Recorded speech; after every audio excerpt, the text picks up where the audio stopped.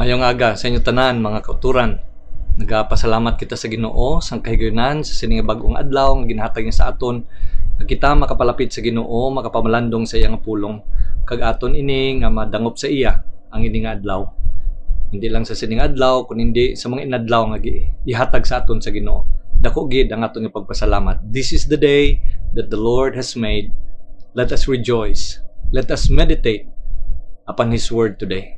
So dako gid aton pagpasalamat sa Ginoo. Luya ko dalon ang aton nga mga pangunahuna sa sining aga sa aton nga meditation diri sa Ezekiel chapter 11 verses 23 and 24. Ang pulong sa Ginoo naghambal, and the glory of the Lord went up from the midst of the city and stood upon the mountain which is on the east side of the city.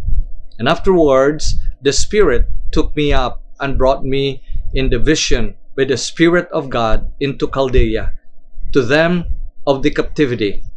So the vision that I had seen went up from me. May the Lord bless the reading of His word. Magapangamuyo kita. Ginoo, salamat gid sang kahigayunan nga ginpukaw mo kami Ginoo. Kag ang imo nga pulong tam-an gid Ginoo kaklaro nga ang ini nga adlaw halin ini sa imo. They are new every morning. Love us, praise ka Ginoo ini halin sa imo. Kag ini Ginoo ginadangop namon sa imo ang ini nga tion sa pagpamalandong sa imong pulong, sa paghatag Ginoo sa imo sang mga primero nga mga minuto, inoras sang amon Ginoo nga adlaw. Kabalogid kami ang ini nga adlaw Ginoo madangop namon sa imo. Ikaw magpakamayo, ikaw Ginoo ang magatuy-tuy sa amon. Gamita Ginoo imo nga pulong sa sining nga tion ining amon pangamuyo sa ngalan ni Jesus. Amen. Sa sining nga aga, luyag ko pagadalon ang aton mga pangunahuna sa sining nga libro sang sining nga propeta nga kung diin makita naton nga ang iya nga pagdala sang pulong sa Ginoo sa mga katawhan sang Israel napun-an sang mga visions kag mga prophecies. Isa ini sa pinakabudlay nga libro sa Old Testament tungod sang mga visions nga ginhatag siya sa Ginoo. Kay tungod kay mga visions ni siya, iya lang nga nakitaan nga ginpalantaw sa iya sa Ginoo. Hindi naton mabadbad o kun siya man mismo kung ano ang mga kahulugan sini. Pero ang Ginoo naghatag sang mga kahulugan sini kag pinaagi sini iya gindala ang mensahe sa Ginoo sa mga katawhan niya nga ato didto sa Babylon. Si Prophet Ezekiel gintawag sa Ginoo, isa ini siya sang mga pamatanon nga kung diin ginkuha sa Babylonians during sa mga tatlo ka mga captivities nga ginkuha tubtob nga naguba gid ang Jerusalem kag ang temple. So isa ini siya sa mga una nga gindala didto. Kag siya gintawag sa Ginoo while didto siya nga siya amo ang mensahero sa Ginoo nga amo ang magadala sang panghangkat sa mga tao nga ato na didto. Paraihan sang mga tao sang Dios sa mga Hudiyo nga ato na didto. Daw wain naman sang kahulugan ang mga promesa sa Ginoo sa ila. Daw hindi naman matuod ang ginhambal sa pulong sang Dios parte sa ila. Nga daw napaririwor na lang sila sa iban man nga mga nasyon nga ginlamon man sang iban nga nasyon at this point of time ang Babylon. And yet ginraise up sa Ginoo si Ezekiel para nga padumdumon ang mga tao sa Ginoo that you still have a purpose. Kag ang tinutuyo ko nga ang ari kamo diri, kag ang rason nga ari kamo diri, si Prophet Ezekiel ihambal sa ila. Kag ang iya ini nga libro nagpakita sa aton sang mga warning sa Ginoo sa ila nga kun ano ang matabo kag ang natabo na sa ila. Pero ginhatagan man sila sa paglaom sa Ginoo nga kung diin ang Ginoo manggihapon ang magaupod sa ila. So sa sining nga dinalan sa kasulatan diri sa chapter 11 verses 23 and 24, isa ini sang mga vision nga ginhatag sa Ginoo sa kay Ezekiel. Gindala balik si Ezekiel didto sa Jerusalem kag nakita niya didto ang temple. Kag sa sadto nga temple nakita niya kung diin ang ginatawag diri the glory of God. May ari sini sang isa sang mga visual presentation ng Ginoo para sa iya nga mga tao na kung diin madumduman gid sa mga tao niya kung sino siya kag ano siya sa ilang nga kabuhi. Actually kun aton ini paglantawon nagsugod pa gid ini maski didto mismo sang nagalakat sila ni Moses kag ang mga tao sang Dios halin sa Egypt. In Numbers chapter 14 verse 14, amo ni siya ang testimonya sang presensya sang Dios nga hindi lang sila amo ang nakabalo sini kundi mismo ang mga nasyon sa palibot, that God was with them, that God was talking with them, that God's presence kag ini ang the glory of God. Sometimes ginatawag man nila ini nga Shekinah glory. This will be in a form of pillar of cloud during the day and then a pillar of fire by night.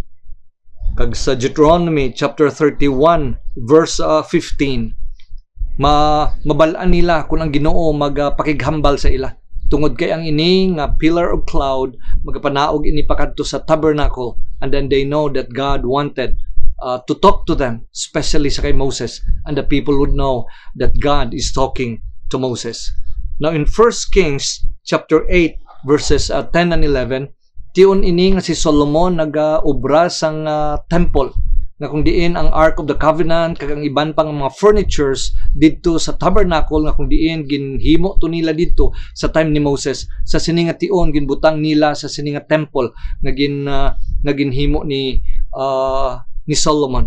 Now the word of God would tell us in 1 Kings chapter 8 verses 10 and 11 nga sang ang mga priest nagperform na sang ilang mga duties, that the glory of God, the cloud, descended upon this temple nga ginhimo yan ni Solomon. So as long ang ini ang temple and as long ang makita nila ini ang pillar of cloud nga ara dira, the people of God knew that God is in the midst of them. Ara siya upod sa ila. Now ini subong daw ginadamgo-damgotan lang ini ang ini nga realidad nga ila nga na-eksperyensyahan. Pero kung maski mag-anuman ang kalathabo sa ila, maski anuman nga pagbulubaliskad sang ila nga kabuhi, kanami lang kay ang the assuring presence of God, because ang sini nga pillar of cloud or kung pillar of fire by night nga makit-an gid nila. This is a visible presentation of God sang iya nga kaugalingon that He is in the midst of His people. Pero ang pinakasubo nga natabo diri in Ezekiel chapter 11 verses 23, makita naton that in the vision nakita ni Ezekiel that the glory of God, the Shekinah glory, the pillar of cloud has left the temple. Spiritually speaking, this is the most tragic, the saddest moment in the life of Israel. Na tungod nga nagtalikod sila sa Ginoo, tungod sa mga warnings nga ginhambal sa Ginoo sa ila nga hindi ka magsimba sa mga Dios-Dios, sunudon nyo ako, higugmaon nyo ako, sa bugos nyo nga tagipusoon pangunahuna. But they continued on in their history. Not only 100, 200, 300, 400 years na kung diin ang mga prophets nagkadto dito nga nagwarning sa ila na ang Ginoo nagaka-insulto, ang Ginoo aton nga ginpasubo, ang Ginoo aton nga ginpaakig tungod kay kita nagsunod sang sini nga mga Dios-Dios, until the time came that what God had warned in Deuteronomy chapter 31 17 and 18 nang ini nga mga butang magkalatabo ini sa ila, warning sa ila sa Ginoo. In the time of Moses pa ginwarningan sila kung himuon nyo ini na magsimba kamo sa Dios-Dios, i-allow ko ang iban nga nasyon nga kamo himuon nga esklabo kag ang mga kasisitan magalabot sa inyo. So this is the darkest moment in Israel's history, nga ang ini nga presentation visual nga makit-an gid nila nga ara ang Ginoo sa tunga sa ila in the midst there in Jerusalem, on top sang ilang temple, in the middle sang ilayang nga nasyon nga kung diin every time magadto sila dito, they're assured that God is with us. Dire sa time ni Ezekiel, nakita niya the saddest moment in their history, that the glory of God departed. So mga kauturan, I know nga damo nga mga kasisitaan nga naglabot sa ila, pero atuya physical lang ato, atuya political lang ato, atuya geographical lang ato nga kung diin gindala sila, kung diin sila. And yet the people of God in Babylon had to be reminded nga ang haari kita diri according sa kay Ezekiel. At the same time may isa man dira nga amo si Daniel man, isa man sa mga prophets Nga ang ari kita diri, this is the direct result because we have rebelled against God. We have served idols. Ini sila nga mga kabataan nga pamatanon nga naulamid sang sala sang ilang mga ginikanan. Gingamit sila sa Ginoo to remind the captives that one day God would visit us again. Because the saddest thing nga natabo sa ilang kabuhi when the glory of God departed from Jerusalem. So diri bala naton makita mga kauturan sa sining aga sa pagpamalandong naton nga hindi gid naton ma-take for granted ang aton nga kaangtanan sa Ginoo. Aton nga pagpangamuyo, pagbasa sa iyang pulong, aton nga pagpamalandong, aton nga pagpalapit sa Ginoo. Kinaintindihan gid naton nga ini siya, this is a living relationship. Kag ma-enjoy naton ini siya, kag sa mga tinion ayhan nga may mga Dios-Dios, hindi man ayhan mga ribulto, o kun we set things nga mag-take over sang aton nga kaangtanan sa Ginoo. Ayhan kasakuon sang aton nga obra. Ayhan sa kun anuman nga mga paghimudos, ang iban ganiya ayhan sa mga kakulangon man sa aton yang nakabuhi. Amo nang ginauna naton more than our God. God want us to be reminded nga ang aton yang relasyon, aton yang kaangtanan sa Ginoo, amo na ang pinakaimportante sa aton nga kabuhi. And the worst thing nga matabo sa aton, if God's presence is not there anymore. Diin pa kita makadto kung waay ang Ginoo. Diin pa kita makadto kung hindi nato mabatyagan, kag hindi nato niya nga makit-an sa aton kabuhi that God is still with us. So in the same way, these people of God, they were taken captives as the direct result of their sin, and yet ato niya nga makit-an diri nga pinaagi sini. God is bringing a prophet to them to remind them nga natabo ini tungod sang inyo yang pagpakasala. No, kung atong lalantawon, hindi nato niya maintindihan ang Ginoo sa ayhan sa among nga paagi, because we always think that God is merciful, that God is loving.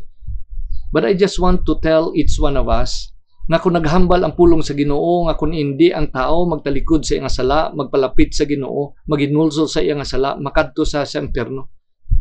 Hindi lang ini pahog, realidad ini. Kaya ang aton nga Ginoo balaan, ang aton nga Ginoo, He is the God who is a just God. Hindi niya pwede makondone ang sala. And for hundreds of years, ginwarningan ini nga mga tao sa kung ano lang nga bahin nga pag-warning sa ila sa Ginoo. May mga nagawali, may naga-drama-drama para lang ipakita sa ila nga amugid ini ang balatyagon sa Ginoo. And yet, they refuse to listen. They refuse to repent. Since nga nahambal ina sa Ginoo, heaven and earth shall pass away, but my word will not pass away. So kung amuin ang ginhambal sa Ginoo, mangin matuod gid na. So in judgment nga natabo sila ni Ezekiel, makita naton dira that God remained true to His word. Amo ni ang rason nga kinahanglan mag-share kita sa gospel para sa iban. Kaya hindi lang ini pahog-pahog, hindi lang ini nga that we are going to feel bad if these things are happening, nga daw akig ang Ginoo. This is real. Na may ara gid sang infierno, may ara gid sang silot sang sala. Sa muna nga rason, kag may tion pa, kinahanglan nga magpalapit kita diraya sa Ginoo. So that's the first part nga luyag ko paglantawon sang aton nga pagtuon sa sini nga pulong sang Dios.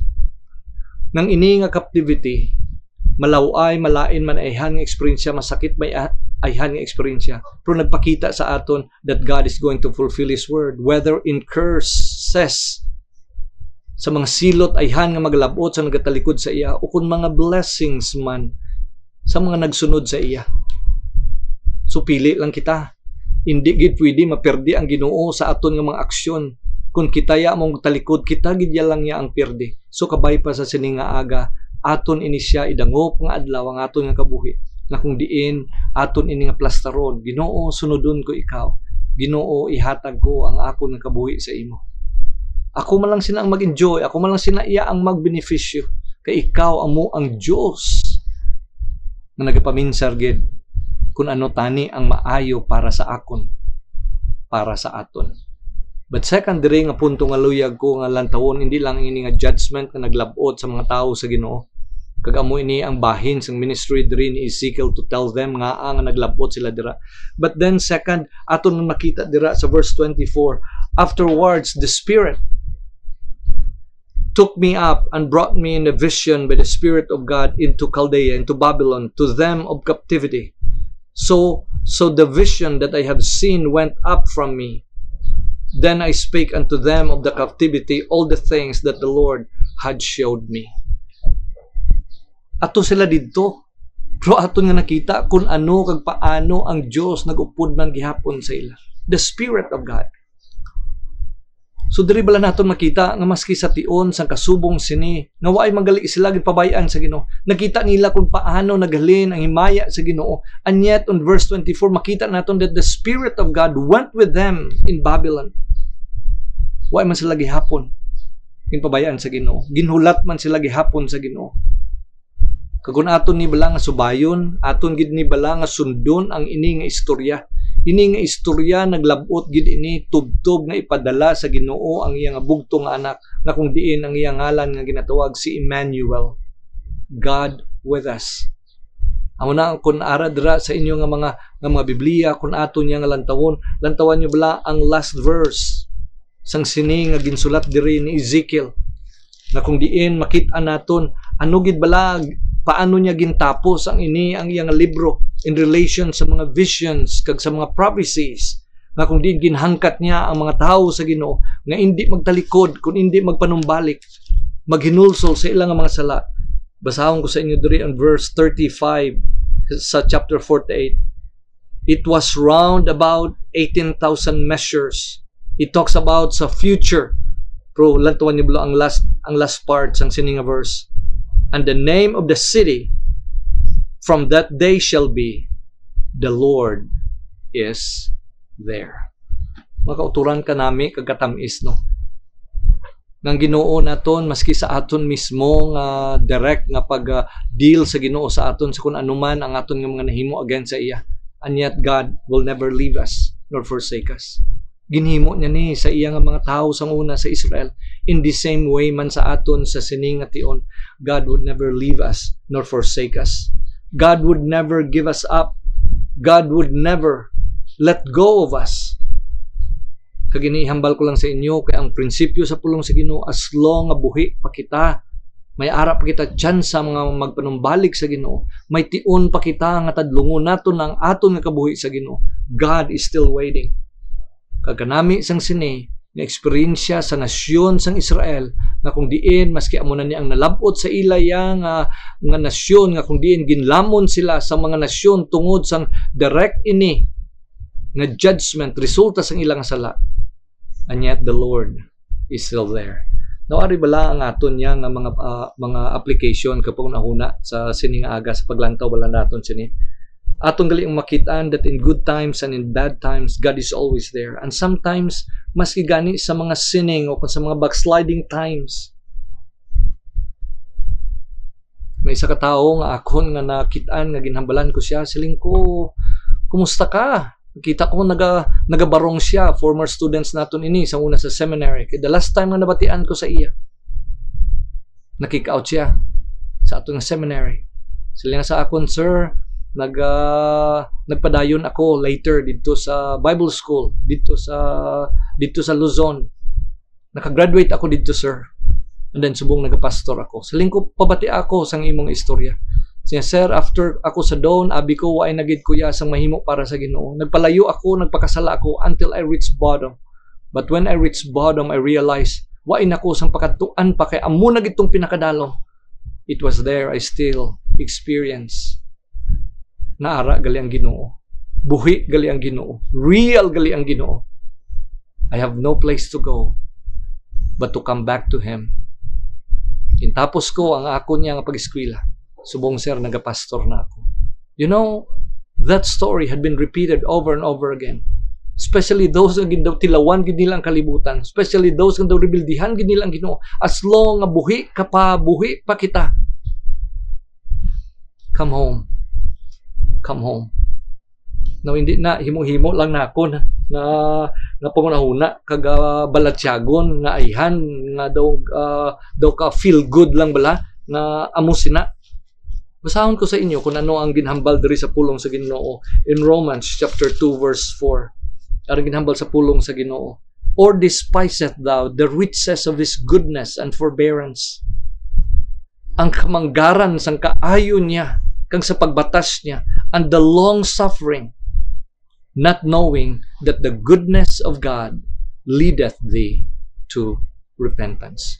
So as long nga buhi pa kita, as long nga may tsansa pa kita makapanumbalik sa Ginoo, ang tanan nga nagaka-eksperyensyahan ta, ina siya ginapalabot sa aton sa Ginoo para magpanumbalik kita nga kita ya maginulsol sa aton nga mga sala kag magpalapit dira sa iya. Yes, God will always be there. Hindi na lang naton nga hulatonan as it is appointed unto man once to die, and after death the judgment. Hindi na naton na ulaton kag waay man kita kabalo sa dason nga oras ugod sa buwas kun tsansa pa naton. So when we hear God's word, come home. God is still waiting.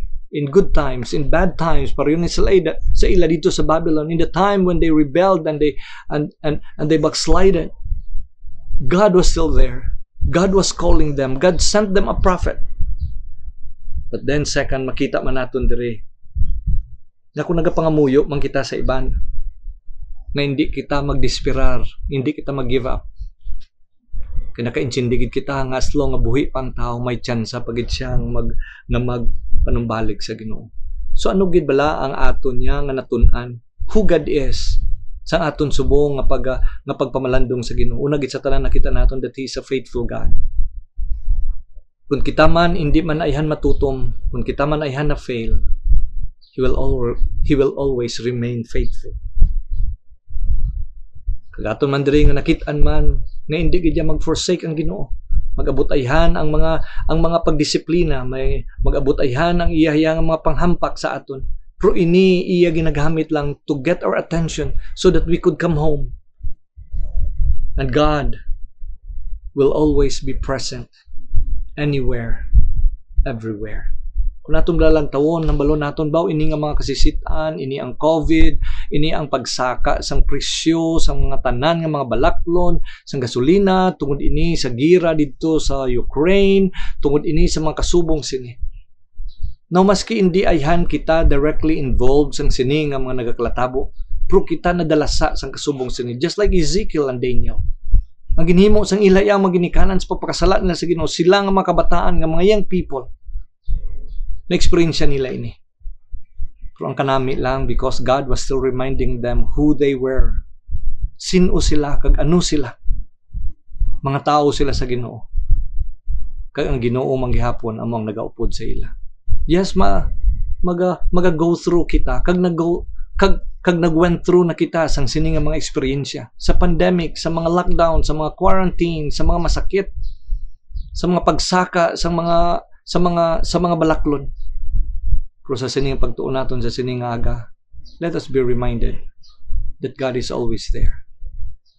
Ara gid siya magaupod sa aton na maski sang sining nga mga pagbulubaliswa sa mga eksperyensya naton sa sining nga kalibutan, God would never leave us. God would never forsake us. So we thank the Lord for this day, for this morning. Salamat Ginoo. Ayhan ang amon nga sitwasyon, direct ining result sa mga ginhimo sang iban nga hindi maayo Ginoo sa imong atubangan.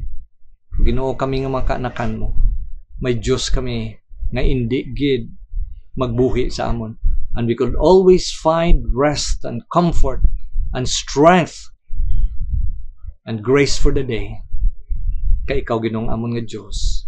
Diri Ginoo namon ginaplastar ang amon nga mga kabuhi kag tagipusoon sa imo. Magapangamuyo kita. Ginoo, salamat sa sining adlaw. May mga sirkumstansya ihan Ginoo nga outside sa among Ginoo mga control, especially Ginoo ang mga aksyon kag desisyon sang iban. Tungod ayhan sina Ginoo, halitan kami, naglabot sa amon ang mga problema, naglabot sa amon ang mga kabugatan. But Lord, you have assured us, just like in the time of Ezekiel, you were there. The greatest, the darkest tragedy nga nakita niya gid kung paano naghalin ang imo nga presensya. Anyat ginupdan mo sila dito Ginoo sa Babylon. Why mo sila Ginoo ginbuhian, gintalikdan? until later ginhatag mo pa ang imong bugtong anak na si Jesus. Emmanuel, God with us. O Ginoo, kinahanglan ka namon subong. Ikaw magasabat sa akong pangamuyo. Ikaw magalabot, Ginoo, sa mga butang nga daw imposible na para sa amon. Pinatugyan namon, Ginoo, namon kabuhi sa imo sa sining aga.